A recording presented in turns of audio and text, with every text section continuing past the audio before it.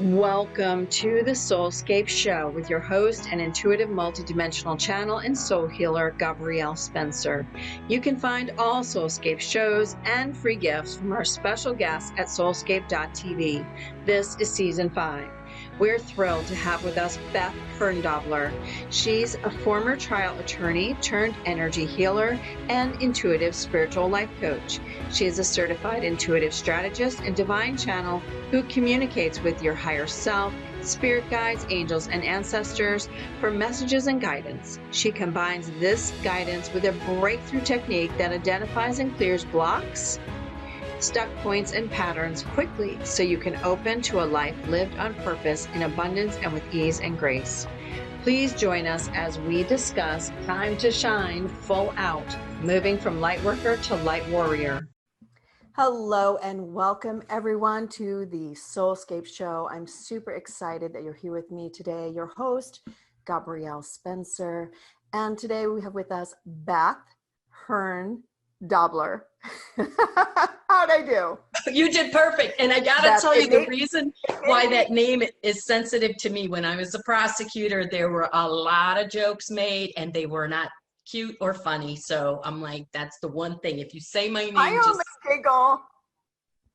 only giggle because my first name is Gabrielle. My last name that I grew up with, my maiden name, was Deptich. Oh, so wow. Always, I know, in just school, the teacher would get to just the first name because back then it was not popular, not like today. And so they'd all stop and they'd barely get through the first name. And I just say my name out loud because nobody could say it. It was just so bizarre. A P and a T together is, very daunting. So isn't it funny what's so daunting? That's why it is, because I understand how you feel, like Herndobler, like I can say it in my head, but it's like making it come out correctly. Anyway, so we're laughing about this because it's just something that's the human part of ourselves, right? And we really identify with who we are sometimes. And for me, I've always identified by my first name because I wouldn't use my last name forever. And even though I'm married and I have a fantastic last name, I was so grateful. I still don't go by it. Isn't that funny? Just because I didn't use it ever. So what's more important though is Beth, because Beth is our superstar here today. Beth, her former life was a trial attorney, right? And I'm sure she brings that with her. And I'm going to ask you some interesting questions. As soon as I said that, you know what I saw was the Egyptian scales and the guy with the funny head. Anyway, so I'm curious as to how you weigh the scales. I know I can't ever remember. Anubis, is it? I don't know. It's one of those. Anyway, but as soon as I get the former life as a trial attorney, but turned into spiritual healer and channeler and amazing person. And what really drew me to Beth was her discussion on making the transition from light worker to light warrior. So tonight we're here to talk about this, right? It's time to shine full out, moving from light worker to light warrior. So Beth comes, not just having done this work, but actively involved in doing the healing work and the continuous connecting, which is what brings forward the new information and the new things that we're able to tap into.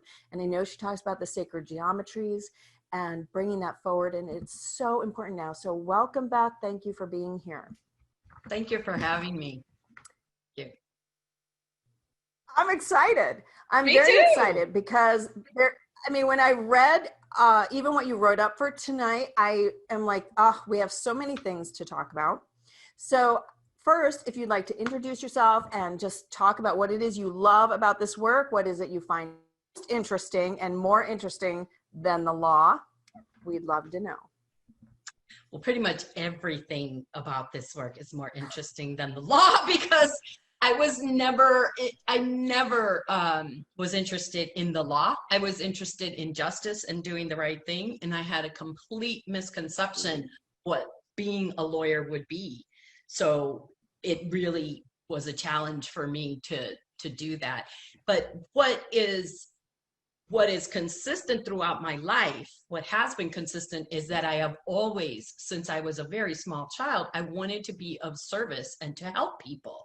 And that was a big error, thinking I was going to do that as a lawyer, because it did happen. I made sure it happened. I have a few amazing stories, one of which was when I was when I was doing a products liability case. You have to have an expert to say something was wrong with the product. And this man, the client, had been really badly injured and had a horrible life. And I just refused to leave the expert's office. I said, I'm not leaving until you find something wrong with this machine. And then he did, because he said there's nothing wrong. So in those little tiny ways, I was able to stand up for people. But it really is about money and power. It's not about justice. It's not about helping people. I mean, it can be, in certain parts are probably more that way, but the system isn't. And that's the biggest thing that makes me more satisfied with this work. The whole thing is about supporting people. That's all it is. If I'm not supporting people, that's right. Yes. So it's more in alignment with what I actually want to do, and it came here to do. Although being the lawyer, I mean, every type of chart I've ever had, a lot of readings that I've had, my own sense, those scales of justice, they appear. I was meant to do that too. I just, in my own, I mean, it's all in divine timing, but I could have shaved a few years off. Oh my goodness. Except I couldn't. We all have those. Right. We all had to do what we had to do to be where we are today. When I mentioned the scales of justice, it isn't actually because you were a lawyer. I think it has more to do with the mystic schools of justice. And what you describe regarding justice is way more aligned with how we do justice, karma, that sort of thing, versus how we do it in the human world. So I that's all we'll say about the scales of justice. But what I'm curious about is when you're connecting and you're channeling sacred geometries and various other things, what is it? Do you have a commonality that you see for people, something that's used a lot to help them to put themselves together or to advance themselves, to make themselves whole? What do you find that comes through more often? The sacred 8, the infinity symbol. The sacred 8? Yeah. I just lost your audio, I think. Can you hear me now? Can everybody hear her? I don't have my chat box open. I need to open it. Sorry. Anubis is the dog god for afterlife. Thank you. Matt represents justice, and Toth is, I missed that. Okay, so I don't know what just happened, but try talking. Can you hear me now, okay? No, we can't. Something happened. Did you have a microphone on? No, and I was trying to avoid that for this reason, and I'm as close to the computer as I can get. Can you hear me now? That's good. That's better. Okay. Yeah. But you were perfect, and then suddenly it just went whoop. Anyway, Neptune. Go ahead. Neptune is... There you go. Now you're back. Oh, see. Well, I took a moment and I was like, get out of here. Just go away. You don't need to be here. Now, so the sacred 8, I don't know how familiar people are with essential oils. I use them. I'm not an expert on them, but it has been said that lavender oil is the utility oil. You know, if you only get one, that's it. The sacred 8 is the same thing in sacred geometry.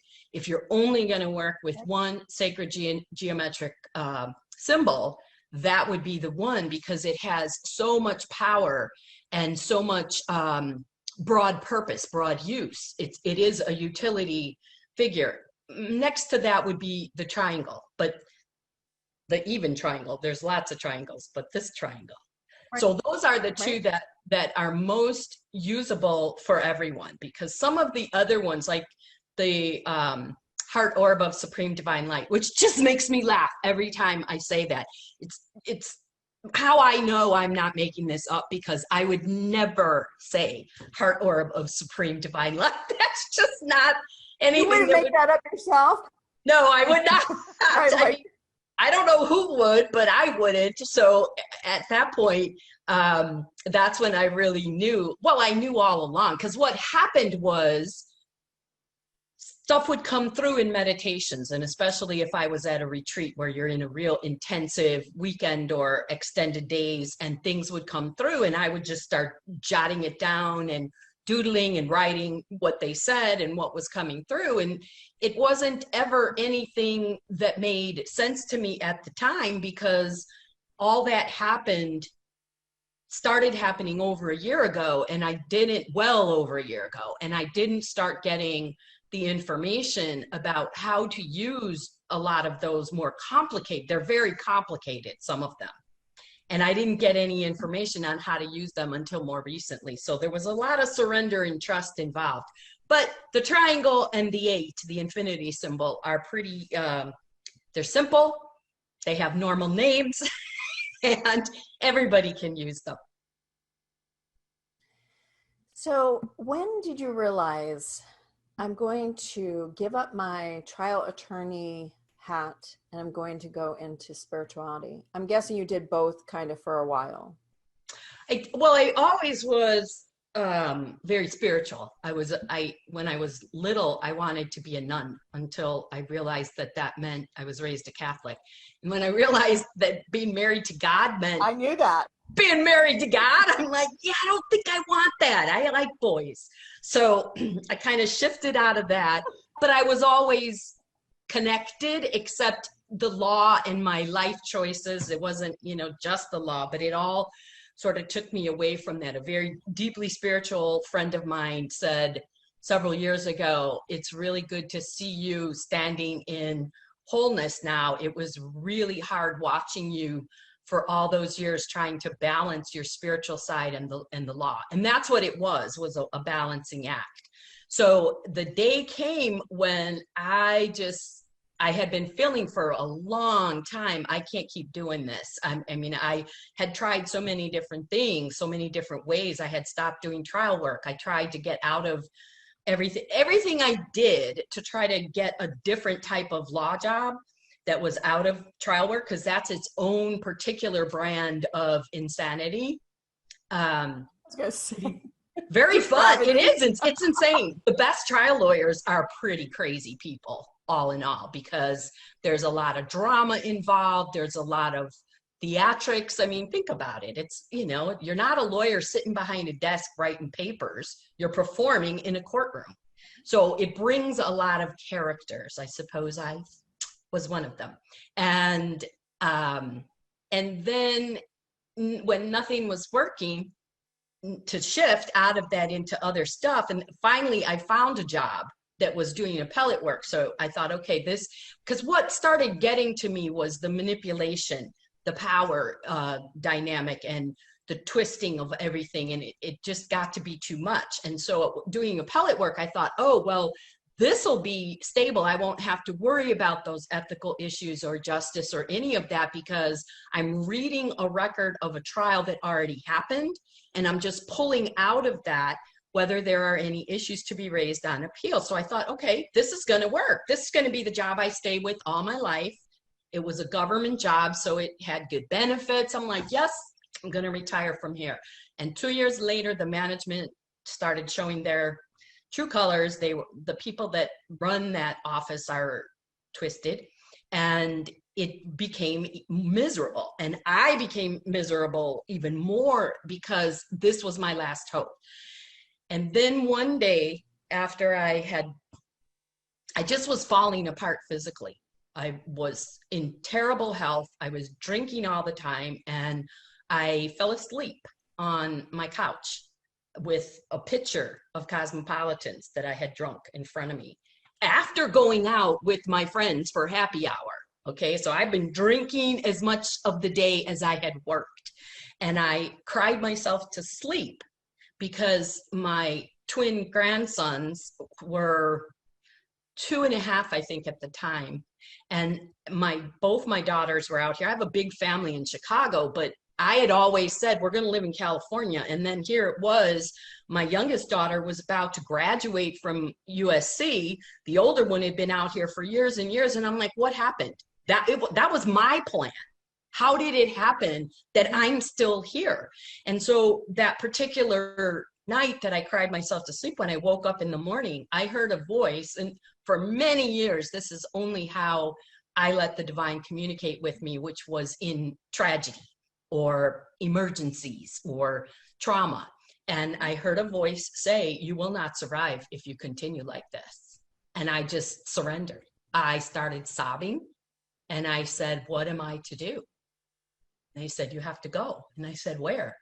You know. And they, you know, they don't tell you like, here's what you do. Make a list. Blah, blah. You know, that's how I was. You need a list. You need a plan. I swear to God, we could be sisters. I say this all the time to everybody. I wish that they would open up like a book. I think that people really feel like somehow they're not hearing things because it doesn't come out in complete sentences and in complete thoughts and things like that. And we all the time, it's like, you might get a picture, you might get a nudge, you might get that feeling, whatever it is. I mean, it's comes so many different ways that you probably are getting the message. You just didn't realize that that's how it was being delivered, because it's also not delivered the same way twice generally. So, I mean, it's always different, and it can be a combination of things. It's just always fascinating to me how we get the knowing. But I think it's more important to realize when it is a knowing. I think that's the most important part, right? Is figuring out, oh wait, that is a message. That's where trust that's comes my in. Message. That's right. And you can't govern it, right? You can't say this isn't the message I wanted. Well, you can, but then you're not going to get it. So did I, because I had a plan. You reworded a question. Yeah. You reworded the question 8,000 different ways, thinking, yes, I'm going to get the yes here if I just get it exactly right. So I know that everybody else out there has done the same thing, because that's human nature, right? To reason and to bargain and to try to get it to work out the way we think we're going to. So I'm guessing that this is what made it so that you moved to California. Well, yeah, because then I said, all right, I got to do it. I mean, that's where I need to be. That's where I want to be. And I'm really good at taking care of people and taking care of their lives. And I am a lawyer, and I'm a really good with, you know, bookkeeping and business and organizing and everything. And so I'm going to go out there and I'll be a high-end personal assistant, because I needed that plan. And then the divine basically just kind of worked their magic and came in and said, okay, we're glad you're willing, and we're going to break this down for you. They didn't tell me any of this. It's just what happened, because part of my plan was, I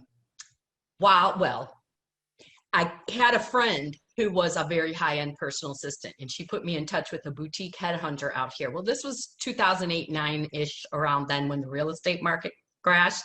And I contacted this guy, and he called me. Now I thought, wow, this is great. This guy who charges 25 grand to place someone, that's his fee, is calling me. Well, he wasn't calling me. He was calling me to see if he could get in touch with her, because she was the one who had the experience that he was looking for. Because what he told me was, since the market crashed and the economy's in the tank, people that used to have personal assistants out here in California are personal assistants.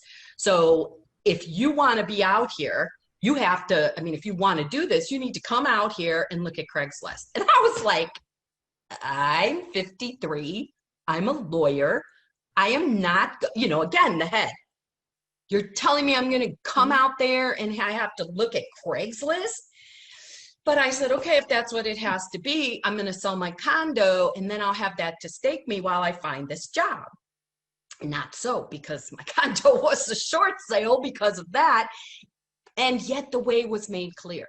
My daughter, the mother of the twins, got a promotion, and the job was going to take more than what her previous job had, more time. And the nanny that they had was not working out anymore for either side. And she asked me to take care of the kids and basically be the nanny personal assistant to them. So I came out here and did that for a few years. And during that first, I would say 6 months, but definitely the first year, that was my opening. That was my real transformation, because that the left brain side knew this is not going to last. They're going to go to school. This is not like you can't, do this for the rest of your life. You're going to have something else to do. And then on the other side, the kids, because they're still so connected to the light, and they haven't yet, especially at the, age of 3 and 4 and up till 5, they haven't forgotten the things that we have forgotten as adults. And I learned so much. That's where the infamous treasure in the dirt story comes from, that now they're 12.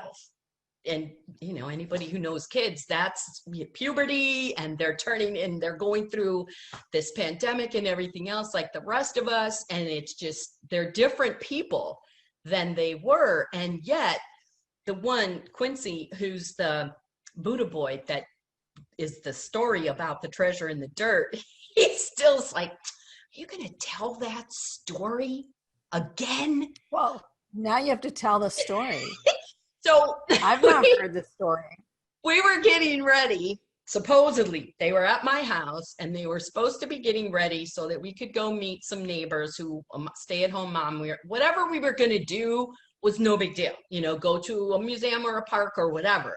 But I was running everything like it was a law practice. We had a schedule, and we had time, and this is what we got to do.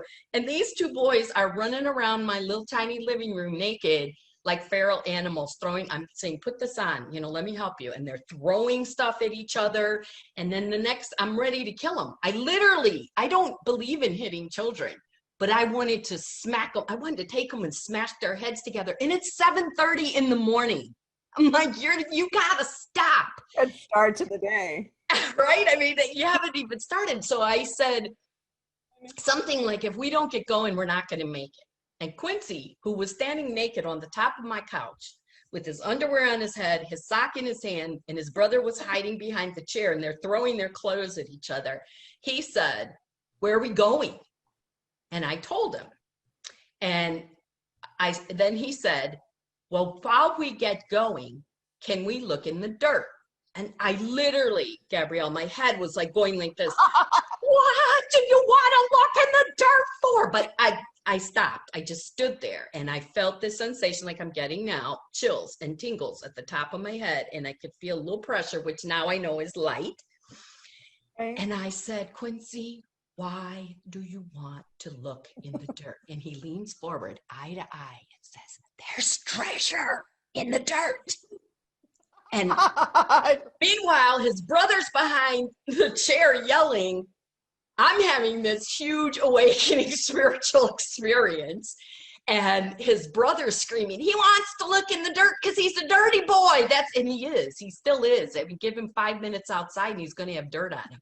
He said, he's a dirty boy. He just wants to get dirt. And I said, we're going to go see. If you get ready, in 2 minutes, we'll look for treasure. And just like that, they got ready. I totally forgot about the neighbor, which was so prominent before. We can't be late. And because they lived in the front house and I'm in the back house, when we didn't come up, they just came back. And an hour later, we're all still digging around in the dirt. And there is miraculous treasure in the dirt if you just look. And what that did for me, that whole exchange, made me realize that I was never present. Very rarely was I present in the moment. I was leaning back to the past with memories, regrets, anger, whatever, loss, or I was leaning into the future of what I needed to do to make things happen a certain way. I was never really, it was not a default position to just be. And when he said, look in the dirt, and there's treasure in the dirt, that was the signal that awakened that part of me and let the divine come in to teach me that that's where the power is right now, right here, right now. Not what you're going to eat later or what you're going to watch or do or what you did or didn't do today, right here. If you stay in this moment, you are empowered and can do anything because you're no longer leaning forward or reaching back. You're just being present. And so that's what a naked 3-year-old. So many nuggets in that. Yeah. Well, I mean, the treasure in the dirt, I mean, you're exactly right. I mean, all the things that the guilt and the shame and the anger and the hurt and the pain, that's the dirt that we have to dig through in order to be freed from it. And the treasure, you're in there. Yep. You are That's the right. treasure. That's absolutely It's like right. uncovering yourself. I mean, that's a brilliant story. I really love that. Please write a children's book. I have a little one, but it's not exactly, it has a lot of cool pictures, but it's more like inspirational. It's the several points. I know, but imagine this. I mean, I don't know why, but I literally thought in my head right there. So anyway, another project that's for when you're not busy. So I know how it is. Like I have a gazillion books that I'm writing. So one day I will. I'm writing. Yep, that's me too. Yeah, that's right. I'm writing. Well, you know, it's funny. I have this book I'm sort of writing. I've started it. It's called Rebellion of the Spiritual Thinker. Oh, I like and thank you. And so instead of continually writing, which I'll get to the rest of the book, I actually am launching a show named that for the Expansion Network. So everybody catch me starting in October. So it's exciting because, yes, thank you. Well, you know what's fun about it is I think you and I have a lot in common. We'll talk offline sometime about it. Actually, I had thought I was going to go to be a lawyer, but I stopped myself after my political science degree because I was in DC and I realized after being there and getting to be around that whole thing that, you know, I didn't know one happy lawyer.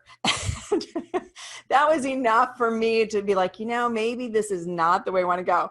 But then I was kind of adrift for a long time because I didn't know what it was that I was meant to do or what I wanted to or what interested me. But anyway, that's beside the point. So anyway, I want to know more about the continual transformation from light worker to light warrior, please. I can give you what does it mean to you? A perfect example of it is the way that I spent my day today. So we've had all this fire near me. We were on this emergency evacuation watch list. That's how close the fire is. The air quality is terrible. And I hadn't been doing the best I could to deal with it. I even had little nose filters that my neighbor gave me and I wasn't wearing them. I started too late. And then I went to get a visual back. Oh my gosh, if I had them here, I'll show you. I took them out because it looks a little, it's like, then I look like that and it's a real dark and there's a little, yeah. But they work. It's amazing. They actually work. Okay. When I first saw her wearing them a year ago, I said, what happened? What happened to your nose? And she's like, oh, I'm working because she was working in the dirt. She's gardening. When I garden, I don't want it to activate my lungs, so I wear my nose filters. Okay. I thought it was a little weird, but then she gave me some and I never used them until this week. So anyway, I went yesterday to get a treatment. See, I'll even show you cupping, where they take Chinese cups and pump them up and hold them or move them around. And it just unleashed everything in my lungs. And I started feeling really bad last night and all day today I was in bed. Now that is not something I would have allowed. And what was I doing in bed? It was quiet. I didn't have any music on. I wasn't watching or reading anything. I was in bed saying my variety of mantras that evolve around I am radiant, vibrant health. And that's what I did to prepare for this and to heal myself. That's moving from light warrior, from light worker to light warrior, because if you can let yourself, I had plenty of things I was supposed to do. I let all that go. And I said, obviously all of this is presenting for a reason. And I need to allow myself to feel this, to move through this. I mean, I had the most amazing experience. My ears were acting up and I just opened a little vortex and let the stuff fall out. And it did. I mean, it stopped hurting, all this stuff. But you have to be willing to look at your dirt. because what also was happening, I resisted doing the things I knew that I needed to do, like buy an air filter and put in my nose filters. And then I've been eating bad. For the pandemic and everything just got to me. And over the past couple of weeks, I've not been keeping to what I know are best practices for me. And I had to allow myself to feel all that, to release it. And this was what was really hard for me, but you know, the spirit came through and said, you're always teaching people to put their own oxygen mask on first. You can't be helped, because I started out this morning, I'm going to help heal the earth. I do a lot of earth healing, but it's very debilitating.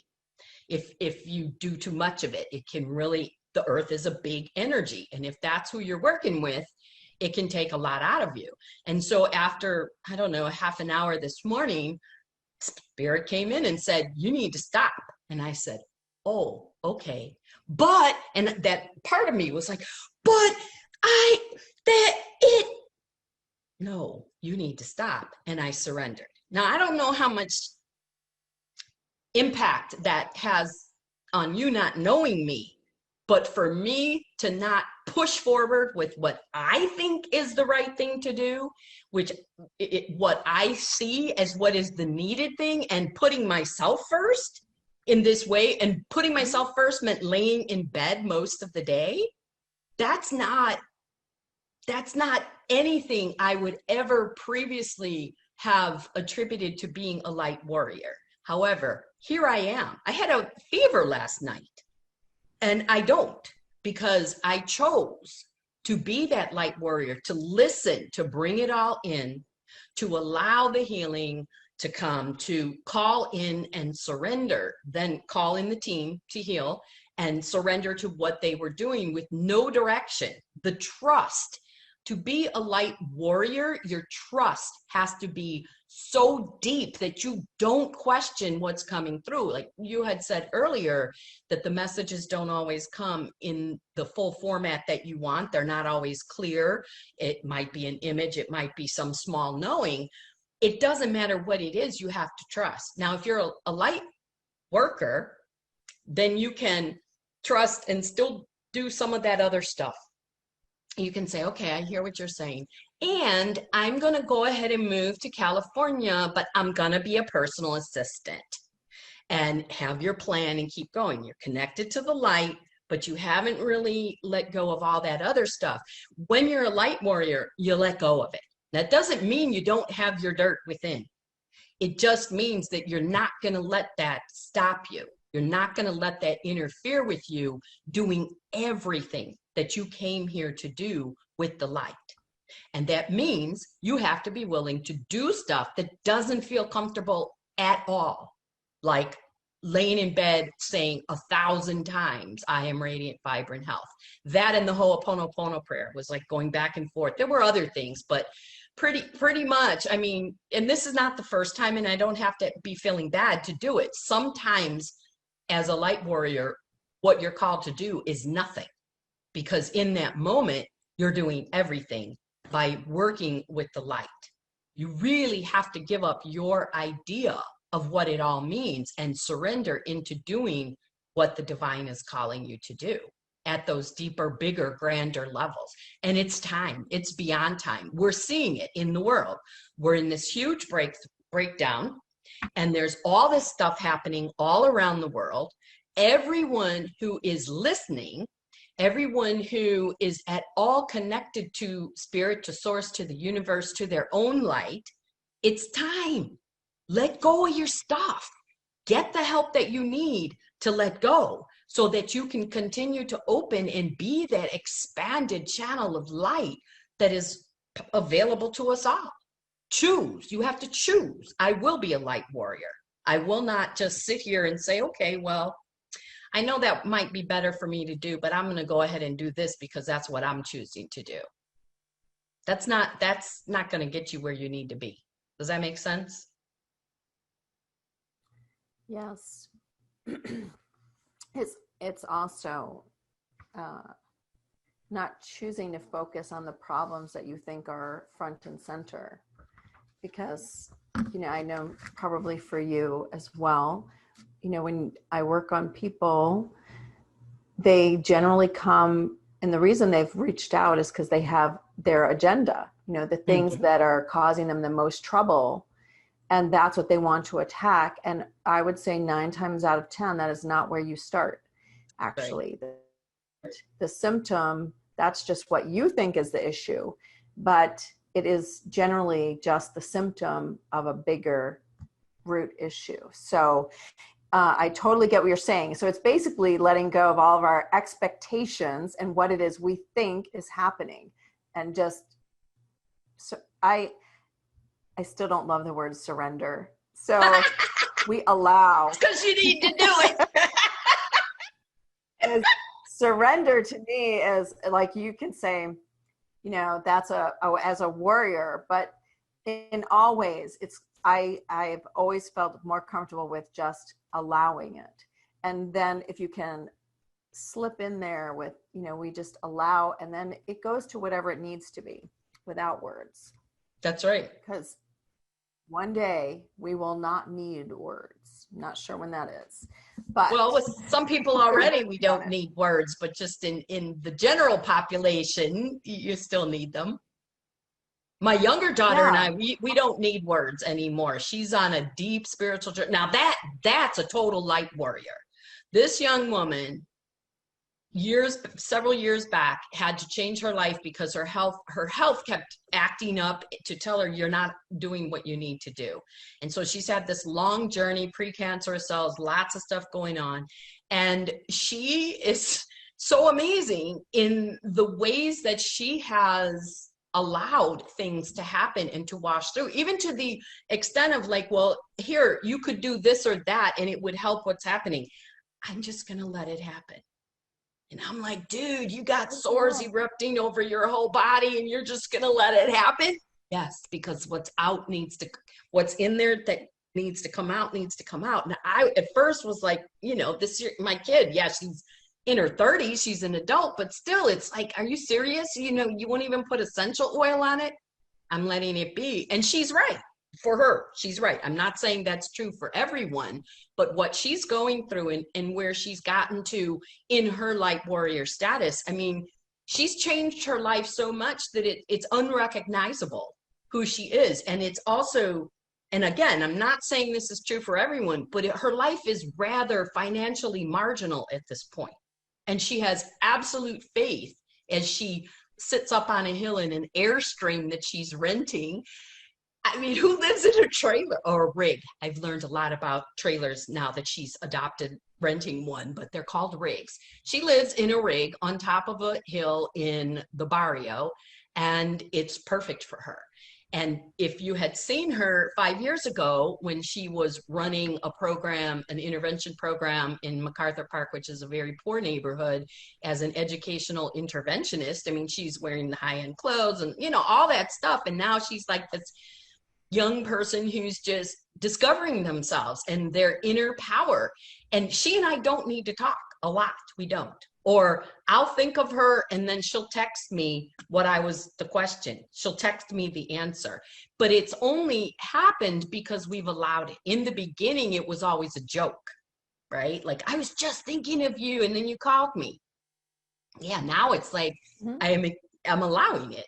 I've released attachment, judgment, and expectation, and I allow for these things to happen. So if I think of someone and then they call me, it's no longer a funny thing or something I have to analyze. Well, my one friend we do this all the time. She's, who called who first? When I say, I was just thinking of you. Yeah, well, did you put the thought in my head to call you, or did you receive the thought that I was going to call you? And then you have to let that go. Simultaneous. Right. Because it doesn't have to be linear. No, it's not. It's often not linear. And as you're speaking, I was just thinking to myself, okay, so in order to make this transformation into this divine vessel of trust, which is also being the light warrior, which is what we're being called on to be, absolutely, to transform into that next level everything, is to be able to walk into it and be that, right? So I would love it if you would explain your special offer, because I feel like this is the perfect segue for that, to tell people how they can get help in doing it. Would you like to tell us about it? In the special offer for your show, it's a 60-minute session where we work with this heart orb of supreme divine light, and each session is tailored to what the person needs, and then also how to open to greater light, to greater warriorshipness with fearlessness, right? To help people understand how they can release what is obstructing them from being able to stand in that supreme divine light that each and every one of us is. That's in a nutshell, that's what this session is about. And that beautiful sacred geometric figure is one that came through to me actually a year ago this month. I was at an extended retreat in Asheville and had amazing experiences there, past life recall, the whole 9 yards, being in the Blue Ridge Mountains. And that's when some of this sacred geometry came through. And when you use sacred geometry, which if you think of it, it's an energetic crystalline structure. You can put it on, like I have this jacket on. You can have it here so you can engage with it. You can get in it, travel with it, move with it. And all of that has to come with everything we've been talking about, the allowing, since you don't like surrender, and the trusting, the lack of expectation. I had a perfect example of this. I was working with one of the grandsons, the other one, the one that was saying he's a dirty boy, not the Buddha boy. We call him the accountant because he's always got all the facts and figures going. And he asked me the day before yesterday, his father says he doesn't believe in anything. This is it. I don't know what he calls himself, an atheist and agnostic. He's not really, but he just doesn't want to deal with it. And their mother is, you know, on the page with me, but in her own way that is not so pronounced. And the Buddha boy is totally into all this. He sees people's symbols, whereas Oliver, the accountant, is more like, whatever, dude, you guys are weird. And he asked me, how do you know this isn't it? And I said, what do you mean this isn't it? And he said, this right here, this is, Daddy says this is it. When this is gone, you're gone. And I'm just very concerned about that. Well, this is the anxiety that everyone's feeling from the pandemic and the civil unrest and all the stuff that's happening with the earth and everything. And I said, it would be better. Now, this is a kid who a couple of years ago, when he said, I don't believe in God, I said, well, let me ask you this. And I had him describe how he feels when he's surfing. And I said, that's God. And his mouth dropped and he said, what are you talking about? I said, that's God. When you're surfing and you feel those feelings on the water, you're connecting with God.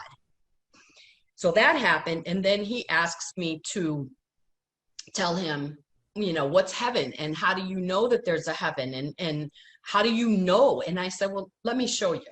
Close your eyes. And everyone can do this right now.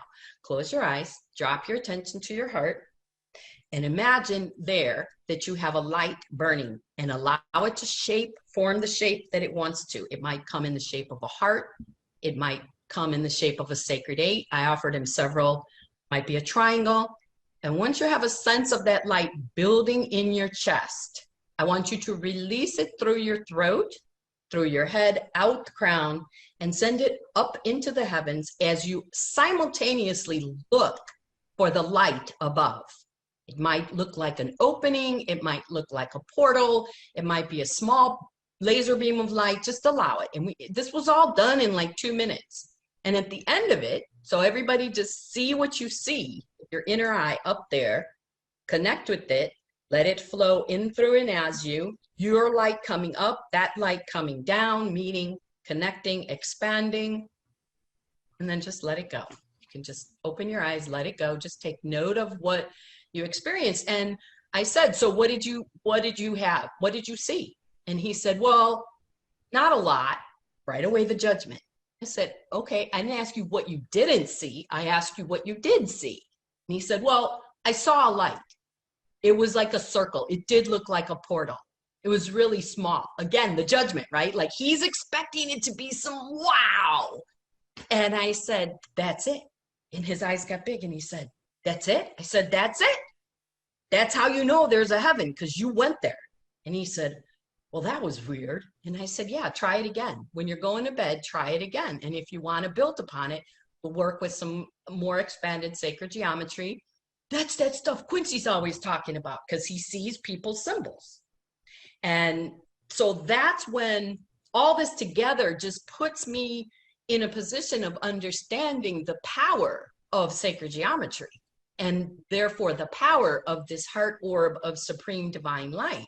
Because when you use, let me say it a different way, the more tools that you take advantage of, the faster, the easier, the more fluid, the more, the stronger that your movement into being a light warrior is going to be. I mean, I'm the last person who thought sacred geometry, I mean, the sacred geometry for me came through in the beginning with the Fibonacci sequence.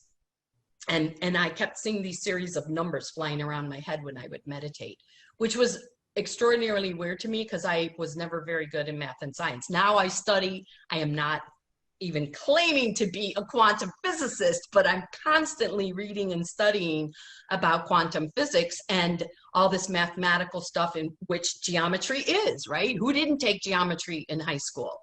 It was my favorite course. So there's that.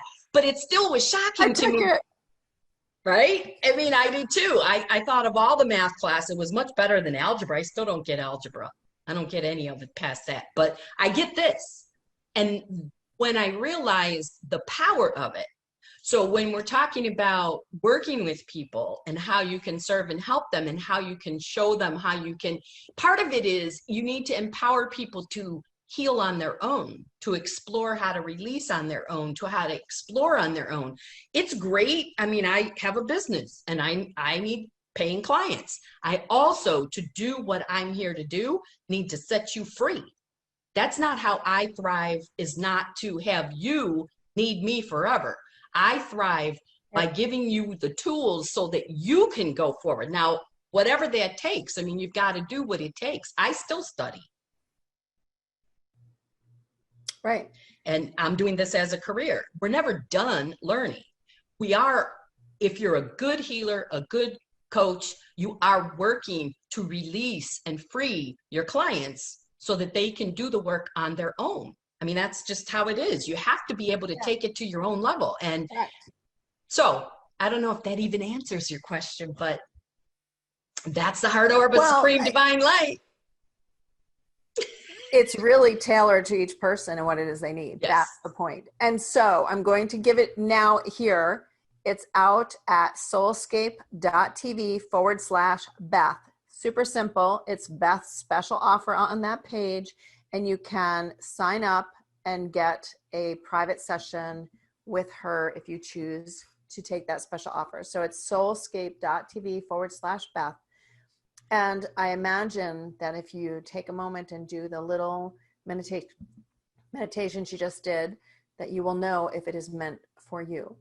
Because I believe now that we are all being, I like to call it like how I feel it, which is we're being pushed. Yes. We're being pushed. We are. Harder and harder to get where we need to be.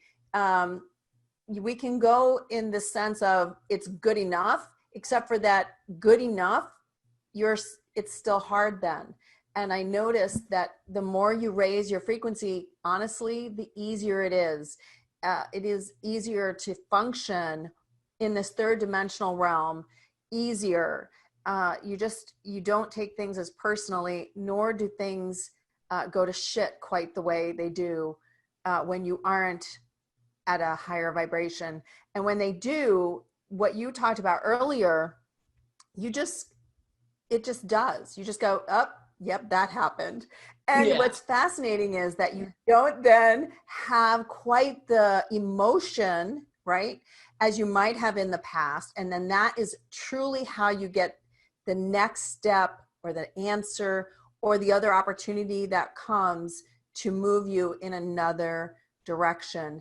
And, you know, we've all heard the saying, like when the door closes, a window opens and stuff, but that you become the living embodiment of that saying as you continually transform your energy and your vibration, because you recognize when the door slams. It's not like years later, like you talked about, I should have recognized it years earlier, right? And we've all had those experiences where it's like, man, that took me 6 years. It took me 6 years to figure out that that wasn't working. And so that's from my own personal story. It only took 6 years. So we all have that, and it's being able to just be in the moment and to be able to hear and not be so attached that you don't let it go when it's done, when it's over. Yes. You know, this energy stream is ended, time to move on to something else, right? So I highly encourage everyone to go within and feel if that resonates. It's soulscape.tv/Beth. Super simple. Scroll down to Beth's special offer and you will see her heart orb. And that's as much as I'm going to call it, because that is an amazing name. It is, isn't it? It's the heart. It's awesome. So it's the reigning supreme heart orb something or other, but heart just orb know of supreme divine light. It's that. You know, the thing about geometry, sacred geometry, is this. This is what I know about it, is that as we embody more and more of sacred geometry, you become the living sacred geometry. And the thing about sacred geometry is that it reshapes itself based on the frequency that you need. So the more of it you embody, it makes you the frequency you need to be. You are not making yourself the frequency, but you have to be at the frequency to be able to hold this sacred geometry. So I agree. I've been working with sacred geometry a long time. It is so much more amazing than what we ever talk about, because it's a little bit in depth, and you know, we could probably talk about it all day, Beth, but it's exciting to know that sacred geometry has its own consciousness, and it knows more of what it can do than we will probably ever know or understand as third dimensional humans, but we understand as higher vibrational beings. So there's my pitch, because I truly love sacred geometry. It's totally in my Akashic Records soul stuff, because it's where the ancients, it's how we built things. It's how we did things, is using sacred geometries to do it. All right, my love. So we think about pyramids, obelisks, spheres, all that stuff that is bringing in so much light and energy. And it was really quite a new, I had never thought about it, but that was only about 3 years ago when I learned that my grandson sees what he calls symbols. So everybody's got sacred geometry, because I said, well, what's my symbol? And I pulled up on the computer a bunch of sacred geometry, and he pointed to the flower of life, which is at its essence, if you reduce it down, it's all sacred eights. And he said, that's what you have. And I said, well, what do you have? And he showed me something else. And I said, what about your brother? And he showed me something else. And my mind was blown, because amazing. We apparently all have them, whether we know about them or not, because this kid, this person, and many others, I'm sure, see when he sees us, he sees an overlay of our sacred geometric symbol. It's all energy. Everything is energy. We're energy. And our energy is collecting in these figures to support us in our opening, in our movement forward into what more is possible for us. And the more that we can understand that, and the more we can open to seeing and receiving that, the faster, and it's not about speed, it's just ease. Let's shift out of that word fast. The greater ease and grace with which you can embody who you are and who you are meant to be, what more is possible for you to be, do, have, and create on this planet if you connect with those energetic forces. So. Correct. Fantastic. Great explanation. All right. So we have people who have their hands up and people have written in questions. So *9, if you're on the phone, should get your hand up. When we'll have you take some calls if you're ready. Because this is the most fun part. I love doing the chatting, obviously. Working with people is the most fun part. It's my favorite part. All right. So I think I'm going to get Marianne here. Are you there, Marianne? Oh, she's on mute. You have to unmute yourself. There you go. Hi. Marianne, we can't hear you. While she's figuring that out, I want to point out, if anyone's noticing, the lawyer in me, I still have to take notes. I do not need the notes, but just writing down her name, Marianne, makes me feel comfortable. So you can still hold on to your 3D stuff. You just have to be willing to not let that take priority. Can you hear me? A little bit. You're kind of muted. Yeah. Really soft. Because I don't know how to unmute it. It said unmute and I tapped it. No, you are unmuted, but the volume is really low. Can you turn up your volume? Okay, is that better? Little bit. Can you move closer to your speaker or your microphone? Yeah. Okay. Okay. All right, go ahead and ask your question. We'll listen really close. All right. My dad died in July, and I'm having a lot of trouble dealing with his estate and even dealing with life in general. And so I'm just needing some help in getting motivated and past the grief. Okay, so what immediately is coming through is that your dad is there. My dad is there too. He died a year and a half ago, and there's a whole team of dads that he's drawn together. A lot of them from this group and from people that you know that have had their fathers transition. There's this dad group of spirits that is available to you to call upon to ease the way forward with that, the estate work and with your grief and sadness. And there's also some judgment, and there's some stuff that you're holding that needs to be forgiven. Forgiving ourselves is often the hardest thing. We're always working, right? We're told you got to forgive, you got to be in gratitude, you got to get the lessons, all that. But the hardest thing for us to do is to forgive ourselves. So work on that aspect of forgiving yourself for whatever it is that you're holding that you did or did not do that has to do with your dad and just in life in general, but it's coming up around your dad. And then ask this divine team of fellows, they're really cute because I see images. And so I'm seeing this group of older men that are all like hanging out, talking and chatting and saying, you know, well, we're all here, we can help her. I mean, my dad did everything possible to help me when I was in your situation, both moving through my grief, my judgment, my self-judgment of what I did and didn't do, and did I do this or that right, and also how I would move through everything. And he brought in a similar team. It wasn't as big as this one. Your dad's brought in a really big team of spiritual dudes to help you move through the grief, the anxiety, the judgment, and the physical estate work. So connect with that. Do you meditate? Yeah, I do. Okay. So extend your meditation. Go deeper. Because when you get to, I don't know how much you meditate, this is for everyone. When you get to the half an hour mark, even though that might for many seem arduous, that's where all the magic happens, on the other side of that. And that's where you can really connect with this team of old men. And that's what they call themselves, because obviously they don't have bodies anymore. So now they're just spirits, but they're like, we're the team of old men.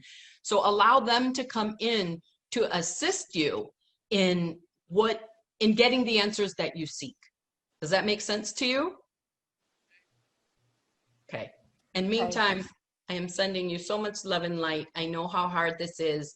I knew it was, and I was praying and working with my dad to let go because of his physical and mental condition. And it doesn't matter. It's still hard. It doesn't matter that you know you're going to meet again. It's still hard. If you're going through loss of any kind, allow yourselves to grieve. You cannot do a spiritual bypass. You can't not feel the crap because you want to flow with the light. And if you're able to do that, great. If you're able to move into that layer of flow where, you know, we're all one at source level, heart level, and we're all going to be together after this life. I mean, this is temporary. This is a short journey, what we're going through, but the soul goes on forever. So there's nothing to be sad about in that realm, except if you are, you need to be, because until you process that and feel it, you're not going to really genuinely get to the light. You'll be more in that arena of where you push down to do that spiritual bypass, and it's not going to serve. It's going to come up another way. So. And rejoice. You know what? Yes. I have to say, yes, the death piece. My dad passed a year and a half ago. When? And I miss him December 18th, 2018. January 9th. That's when my dad died, January 9th. That's pretty crazy. And this is what I want to say about it. It broke my heart, and people who listened to many of the shows I was doing at the time knew how much it affected me that he had passed. My dad and I would speak every morning. Every morning he would call me as I was driving my son to school, and we talked politics, and we just loved politics. And so we talked about it all the time. But so it was a real loss to me, but I rejoiced in knowing that he would have another opportunity to come back at a higher vibration, to really be the light that he didn't fully realize in this lifetime, to help him energetically to heal as much of his multidimensional body as possible. And it's much easier to help a loved one who's passed once they've passed versus when they were alive. So take it. Oh, I'm getting total chills. Take the opportunity to assist your dad to even evolve further than he was able to do here. And when you do this, you empower and heal yourself, and you help your dad, and you're even building that stronger spiritual connection. Just offer that, because that's what made it easier for me, because I knew this was so much better for him than, you know, where he was at that point when he passed, and certainly even in his whole life. He was a self-sabotage master. So I say that because I can hear him. He totally laughs because he knows that that's exactly what he did. He had so many blessings and opportunities in his life, and he just trampled them. So it's kind of funny. So I'm excited for him that he will get the opportunity to come back and do it with a higher vibration, so that he's out of that cycle, because that's something I've helped work on for him and with him. So I offer that to you all, because I think it makes it more exciting. It's like, I don't know, plus that he's always there, right? He's always there and still talks to me. So it's all good. All right, here we go. Our caller is on the phone, 2378. You might have to unmute your own phone. I don't see a name on here. So 2378, go ahead and unmute. I'm going to give you a second. If not, I'm going to go to the next one. All right, going to the next one. Linda, are you there? Yeah. Linda? Yes, I am. Yes. I lost my sister about three or 4 years ago. I can't remember exact date anymore. Does she have any messages for me? She says, be happy and have more fun. Well, she was a veterinarian, and she's a really good one. I mean, she was like an awesome lady. And I'm missing her quite a bit, because I have a really good connection with animals as well. And I just was wondering if that's all she had to say. Apparently, that's the strongest thing that is coming through, is to be happy and have more fun. Now, there again is one of those messages you've just exemplified beautifully. So thank you for that, Linda. What Gabrielle and I were talking about earlier, that we want or we think we need the messages to be in this format, in this expanded way, this big explanation in order for it to have value. But to be happy and have more fun is going to open you to what more is wanting to come through and to how you can connect at even deeper levels with animals. There is energy of animal communicator around you. And if you open to the fun of it, you're more likely to tap into it so that you can have the experience that you seek to have. You're clearly wanting this connection with your sister, and it is already there with animals. So heed her guidance, as simple and short and to the point as it is, to be happy and have more fun, because in that you're going to be able to connect more with her as you move more deeply into your ability to communicate with animals. That's one of the areas that I personally have had a lot of, it's been the most challenging for me, because I expected, it's hence every day my mantra, I release all attachment, expectation, and judgment. I expected it to be a conversation. And sometimes it's not. An animal is going to get a sense and you're going to get a sense back, and that's it. And in that exchange between you and the animal, your sister is there right in the middle. So heed her words to be happy and have more fun, and allow yourself to receive the beauty and the opening to your sister's spirit that will come from you having more fun with animals and with yourself and connecting. Even to the extent, Linda, of saying, okay, I'm happy and I'm having fun. Are you here? And then invite her in. Are you here? Can I feel you? Can you make yourself known? Because she is there and she is still here for you. And it takes some time to adjust because it is a different realm. It can be a challenge. Release as best you can, step by step, day by day, that attachment to what you've lost by her no longer being in the physical. Make Sounds sense? wonderful. Yes, Okay. thank you. You're very welcome. Thank you, Gabrielle. Thank you. Oh, sorry, sweetie. Okay, we're going to go. I wanted to take this question that somebody wrote in. Carly T wrote in, I'd love to hear how to activate any of my spiritual tools or gifts, please, as I try to determine what's next for me to be doing. Thank you so much. Well, Carly, you might not like it, but you're getting the same answer that Linda did. Be happy and have more fun. There's a lightning that is being asked of all of us. And for you in particular, to open to your spiritual gifts, you got to stop being so serious about it. Because even though everything is happening the way that it's happening around the planet in this huge transformational time of breakdown, our vibration is what connects us, right? If you think of a plug, if you try to take a 3-prong plug and put it in a 2-prong outlet, it is not going to work. You have to connect with the frequency of the experience of that which you seek.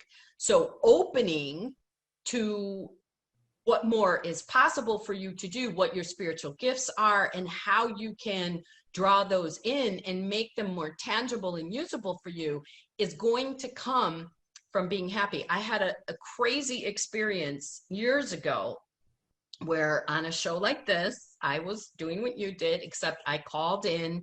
I knew this particular show had, they took people in order. So I called in like an hour early and raised my hand and just left the phone there because I was determined I was going to find out what I was meant to do. I was going to have to get a job. The twins were going to school. I didn't know how I was going to make a living.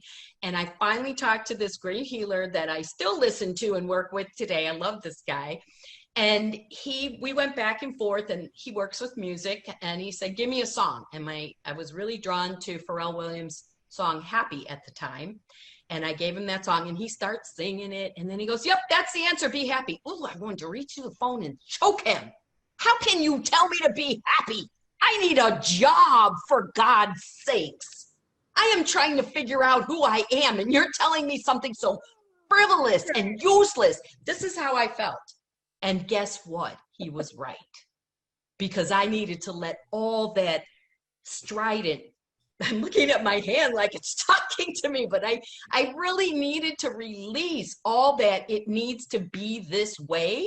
And I needed to lighten up, because once I did that, I listened to the replay and I heard myself talking over this man that I called in an hour early to get advice from. And I didn't want to listen, and I didn't want to take his advice, and his advice was spot on. And once I did it, it didn't happen right away. But once I did it, when I shifted my mental default patterning out of this is how it looks to move forward and get a job and make a living and all of that, when I shifted out of that and moved into I need to be happy, that's when I started to receive my gifts. That's when I started to see the way forward. That's when I started to understand how to use the light that was within me, the gifts that I didn't even recognize gifts. I had them. I was doing them all my life, and I didn't recognize them because I was so urgently serious about how it was supposed to look. So move into a lightening up around your quest to figure out, receive, find all of that. Work with your spiritual gifts, and they will come through much faster for you. I hope you don't want to choke me. She wrote in, thank you. And then she wrote, what do you think are the baby steps to happy? And I would say just what you said to her about her gifts. You ask yourself, what do I need to do today, this moment, to find my happy? It is not a long-term plan, right? It is not a long-term plan. I have given this advice to the people in my inner circle. Every day you ask yourself, what is it today that is going to make me happy? And it's not that I went out to Busch Gardens or, something of that nature. It's finding that inside piece. So here's one. Sorry. Go. It's weird with the video delay. I didn't mean to step on your words. You're good. You're good. Go. She says, okay, keep going. One thing that everyone can do to bring in happy is this. Smile. Bring the smile from your face to your heart. Let the smile go up through your head and just smile. It doesn't matter if you mean it. Your brain doesn't know the difference. Smile. Embody the smile all day, every day. When you feel yourself getting like this, that's one small thing that you can do every day. And as Gabrielle said, stay in this day. Don't look out there. If I look out there now, I start freaking out because I don't know what's coming next for me. And I start thinking like, I can't keep doing it this way. I'm tired. I'm this, I'm that, whatever my it is in the day. And when I catch myself doing this and realize I'm doing that, leaning forward into what's the full package and how's it going to look, all that, for the next 10 years of my life, I can't be happy when I'm doing that. And that's when I just say, okay, let that go. Or I'll put a song on. I dance like nobody's watching because no one is. I laugh. I watch a show that makes you feel good. And the more you bring in happiness artificially, the more you're going to tap into the core of it that's in you, because we are here meant to be joyous human beings. We get in our way. We get in our own way. In fact, one of the last shows I did, was the person who bought, I think it was this session too, because I've only offered it once before. And I always ask, what drew you to work with me so that I can sense what people are looking for. And the person said, one of the first things that drew me to working with you is you're so joyful. And I was like, me? Because this is something I've had to work on. It was always there, but that was not what I was prioritizing. So set your smile every day when you start the day, when you're brushing your teeth. Look in your eyes. You're amazing as you're brushing your teeth, and smile. I love you. You're great. Be willing to do things that feel uncomfortable, because the first time I did that eye-to-eye soul mirror exercise, I felt real stupid. And now it's just like this great conversation between me and myself. So there you go. And I had the funniest thought come to me. Watch cat videos. Yes! Aren't they awesome? Or dog videos. Because, who doesn't laugh at those? They are so funny. They're fantastic. I absolutely love them. And everybody knows I'm a dog girl. So, all right. So people are writing in that they put on music to dance to. See, so there's a lot of things we can do to step out of that box we're in that moment where you're starting to feel like everything's caving in on you and you can't find any happy. Do something that's out of that box that gets you to reset yourself. Okay. That's right. So that's a great question, Carly. Thank you for that, because that was super informative. And also know that if there are deeper reasons and it's hard for you to find that happy, then you would like to do some additional work to find the happy, because it's in there. Just like we said, digging through the dirt for the treasure is you. Anyway, all right, so we're gonna go to Catherine. Are you there? I think I lost her. Wasn't that interesting? Hi, Gabrielle. Nope, I did not. There I am. There you are. How are you? I'm not too bad. I'm like you, Beth. I have a kind of a gray hue around us here. I'm just north of San Francisco. Oh, yeah, you guys, that's bad. Okay, wait, real quick though, Catherine, just making an example of you. Here's another way you get to happy. Watch your language. Catherine said, not too bad, which is a perfectly appropriate response when you're living in an ashtray of a sky, which is what she's living in up north. But shift that, whether you believe it or not, I am doing really well. And there's a lot of haze in the sky, so, and whatever you want to say about that. Just being, this is more for everyone than for you, but for you too. Be very diligent with the language, because everything is about frequency and the language you speak. It's why when I'm laying in bed today not feeling well, I am affirming I am radiant, vibrant health. If I was to have I did at points drop out. I'm like, am I going to be able to do this show? Do I need to contact Gabrielle and say I can't do this show? And then I'm like, stop it. You are radiant, vibrant health. So watch your language. That's another way to get to your gifts. So thank you for that example. All right, tell us what's up. Well, I've just had my own advice given to me, because I always say to people, watch what words you use. Well, and we all need reminders, don't we? I did it that's why I jumped on it with you, because I had to go through that myself today. Absolutely. And again, my question is around a word, because like you, I was called to service and I ended up in hospitality for years. And again, I'm stepping out of that. And I still seem to be struggling with what words to use around, be it light warrior, be it healer. And I don't know if that's still a fear within me to step into that, or is there something else I need to look at? So I want you to close your eyes right now and drop into your heart. And just between those two words, this is an example. Consider light warrior. Is this the term I resonate with? And now notice how you feel from your heart. And now consider the word healer. I am a healer. How does that resonate with you? And then compare the two. And maybe one feels stronger than the other, maybe neither.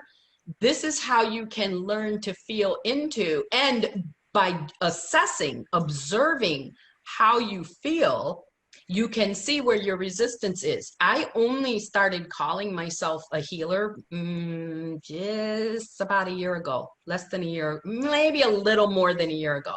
I was fierce and staunch. I am not going to be a teacher and I'm not going to be a healer. My mother is both. I'm not going to do that.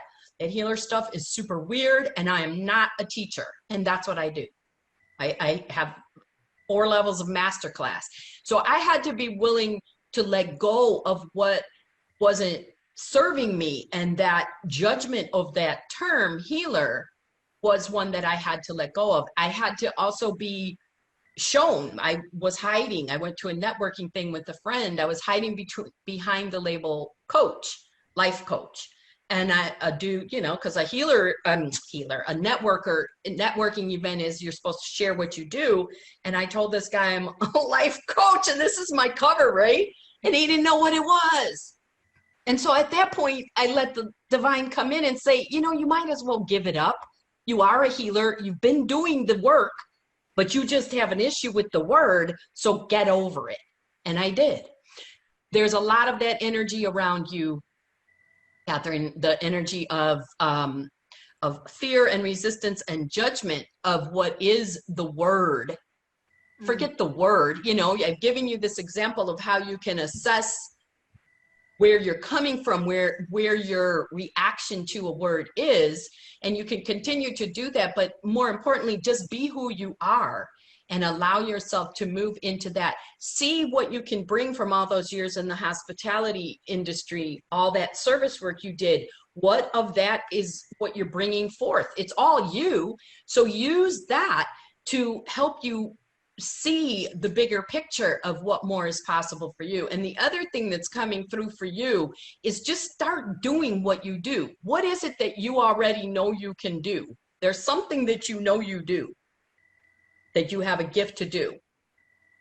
Oh, I would say right now, just listen to people, because you have no idea how powerful that is. Most people don't want to listen, they want to talk. Yeah. Okay, so right there, what's coming through is you're an energetic healer, an energetic energy healer, and a spiritual counselor. So begin working with those, let those ideas, those words come in, and then take action to practice with friends or family and say, you know what, I'm trying to see what my gifts are. You don't even have to go super woo-woo on them. I'm trying to see how I can be a light warrior. No, I'm trying to understand what my gifts are because my next move is coming. So I'd like to practice with you. Is that okay? And then they will say yes, mostly. And if they say no, that's not the person to practice with. And then just spend some time, write up for yourself, what is your goal? One goal is what Spirit is saying. One goal for that practice session. And whatever that is, that's all you have to do. The rest of it is going to be listening and then coming from the heart in response to what they're saying. Not reaction, response. Does that make sense? Yeah. So get out there and begin doing it at the same time, you begin to allow yourself to feel into those labels: energy healer, spiritual counselor. I am Catherine, I am a spiritual counselor, and start doing it as you work to embody those words, so that then you can, you know, it's like, here's the bridge from where you are to where you want to get to. You got to cross that bridge. You're right at the base of it, and you want to allow yourself to walk up the bridge to see more of what's going to happen. And the best way to do that is to start doing it. Perfect. Thank you so much, Beth. You're very And have fun. Yes. Of course. All right. One more. I just love this part. Okay, so we're picking up somebody on the phone, I do believe, maybe, if they will unmute themselves. Hello? Hello? Hi, who is this? It's Tanya. Tanya. Tanya? Oh, so good to hear from you. Tanya James. All right, we can hardly hear you. Are you driving? I am driving. Yep. All right, tell us quickly, because you're going in and out. Okay, so quickly is, how do I build my trust in the messages I'm getting? Act on them. You get a message, believe it, and act on it. Even if you don't believe it, believe it. Pretend you believe it and act on it. That's how you build the trust. I saw a movie last night that was very powerful. It was a movie called, the movie wasn't powerful. This principle was, I mean, the movie was, that's not the point. It was called Ride Like a Girl, and it's about this race girl who was the first one to win the Melbourne Cup in racing. And the way she learned to ride as a jockey was look for the gap. And when the gap opens, make your move through the gap, because God brought you that gap. And if you don't take action on it immediately, the gap's going to close. Now, that's not a punishment. It's just the way that it is. It's like, okay, they weren't ready. Especially if you think of a horse race, it's second by second. If you don't take advantage of that gap to move through, then it's over. You lost it. So with you and with all of us, even if you don't actually believe the guidance, pretend that you believe the guidance and then act upon it. Now, does this mean, I'm not talking about radical insanity, like, oh, I'm supposed to move to the other side of the world and not have any, I'm not talking about radical stuff. We don't want to go too far with this. As you're building your muscle of trust, you want to take it step by step, bit by bit, moment by moment by moment. So when you get the sense, I'm supposed to, this is a very easy example. You're looking for a parking space and you get a sense, you had thought, I'm going to go this way, but now you're like, well, where is the parking space? It's that way. You have to trust and go that way. That's the gap. The gap will close and the guidance will slow down, not again as punishment, but as an acknowledgement of our free will and our readiness or lack thereof. If you aren't ready to receive what's coming through, then it's going to slow down. So don't worry about how to trust it as the big T word. Oh, I got to trust. Just take the little things that are coming through, the little messages, and act on them. And even be willing to have a conversation. That's coming through for you, Tanya, is your team is saying, you can let us know that what we're bringing forth through you is too much for you right now. And can you chunk it down? If they do, for example, using that same example, you're told you're meant to be living in Australia. You don't necessarily have to get up tomorrow and throw everything out the door and race to Australia. You have to say, okay, I'm willing to accept that that's ultimately where I'm meant to be. What do I need to do today? Tell me that. It's not a negotiation, it's a conversation. Be willing to talk to your guides and say, okay, I will consider that. What more do you have for me right now? But the most important way to gain that muscle of trust is to act on it, because that's how you're gonna, if you wait until everything is perfect, it's never going to happen. If you keep asking for sign after sign after sign and you still don't listen, it's just, they're going to stop. Again, not as a punishment, but because you're not listening. So what's the point? The universe is very efficient. Yeah. So just take little steps. And even if you don't trust and believe, pretend that you do. Yeah. And get with people who also are high vibe. Absolutely. Because that helps clear out a lot of the noise, is when you're with people that are, moving in the same direction as you. And just know that once we stop resisting, it all gets easier. Yeah. Even the divine trust and knowing what to do next. So if that's where you're having trouble, then continue the healing work and continue the releasing and digging in that dirt to get it out so that you can find that connection within you, because it is all about connection and being as whole as possible. So it's really beautiful. So again, Beth, give us the name of your special offer. I keep asking you. Well, the whole thing is because I can't remember. I have to read it. Orb. I'm going to just. It's anchoring the truth and light of you with the heart orb of supreme divine light. Anchoring in the truth and light of you with the heart orb of supreme divine light. And that's what we've talked about this whole time. It is that. So know that this will help you to continue forward. Talking about discovering your divine you. I like it. It's all good. Soulscape.tv/Beth. Scroll down to Beth's special offer.